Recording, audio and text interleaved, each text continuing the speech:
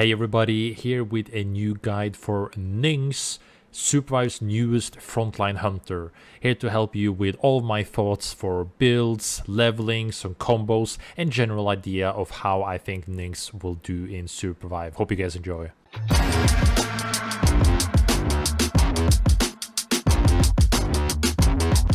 First, we'll start up with Ning's abilities. Starting with her passive. Her passive is that you can touch a wisp to pick it up, carry it around and heal for the duration of you holding it. You are also slowed while holding the wisp.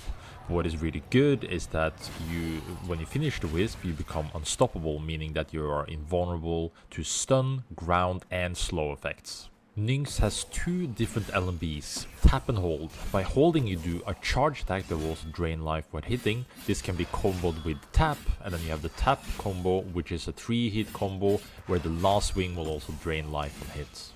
Ning's R&B ability is a projectile you throw out that pulls enemies in. They will also be grounded when you hit them, and it can also be sent through walls. One thing you gotta be careful about though is if you try to do it from low to high, because of the ground being able to stop them.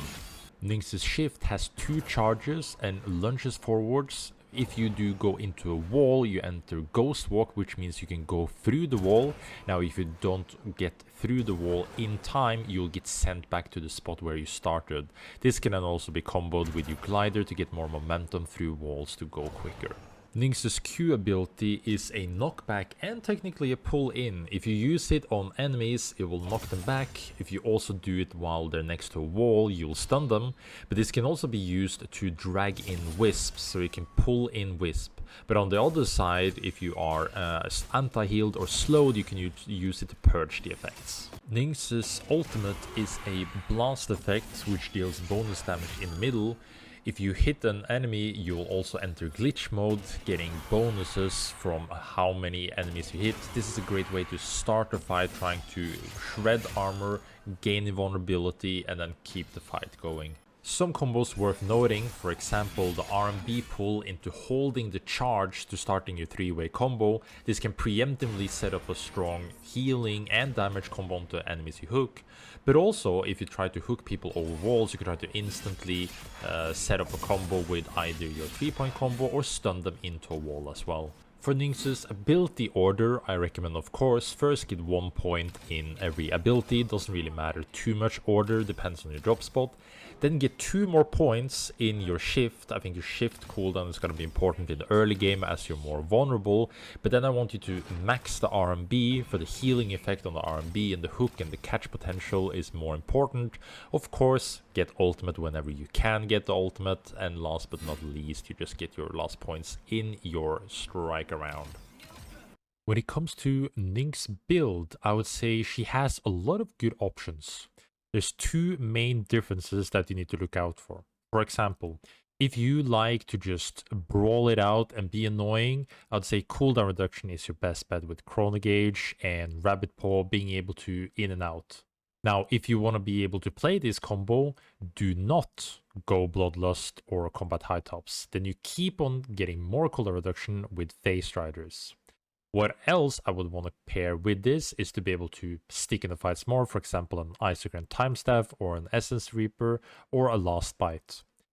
Now, if you want to go the other route, you want to be able to stick more in the fight, you want to stay on the target. I would highly recommend going Rabbit Paw together with either Predator's Paw or Gargoyle's Talons. I think Gargoyle's Talons is probably the best bet. With this, if you want to stick on the target, then Bloodlust boots are better. The reason why is this more for movement speed to be able to stay in the fight, but Phase Striders is better to be able to play in, out, and chasing. But you need to be confident that you can stay on the target and that the target doesn't have a lot of peeling, so it's a more situational thing. Now, the main thing that you want to keep in mind for relics, there's 2 things. Number 1, if you have a good setup team composition, or if you have a good environment with a lot of walls, then Rampager, Last Bite, Essence Reaper, and Time Staff is all really good. The reason why Grabby is on the list here is that the moment you're up in open space, then you struggle a lot.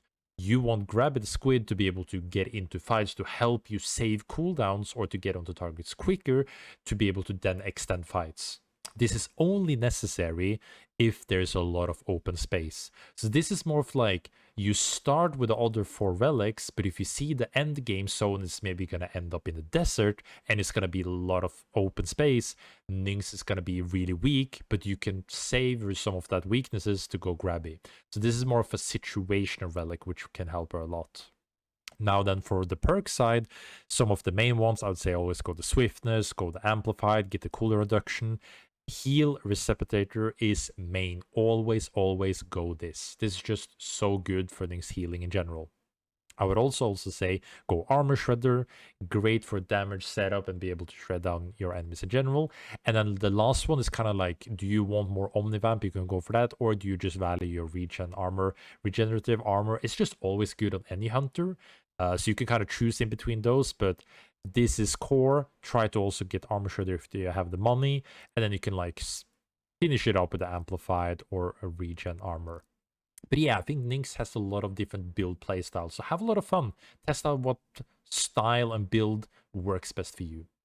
So then to conclude, what do I even think about Nynx? My first impression is that I don't think she's broken at all.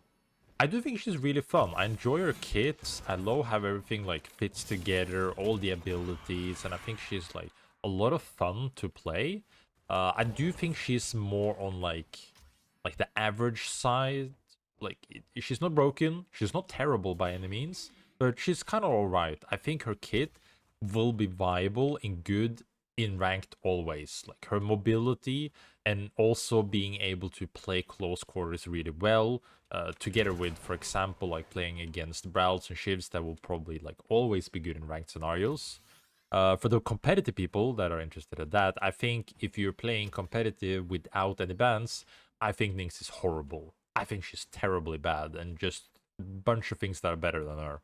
Now, on the other hand, if you play competitive and there are bans, say all of like say there's like 4 bans and most of like the top hunters are out, Oath, Tetra, Kingpin, Search, etc., then Nynx gets more like playmaking room, which gives her potential to set up certain comps. But outside of that, I think she struggles a lot. In general, I think it's a very solid release. I think she's good. I think she's fun. I don't think she's bad.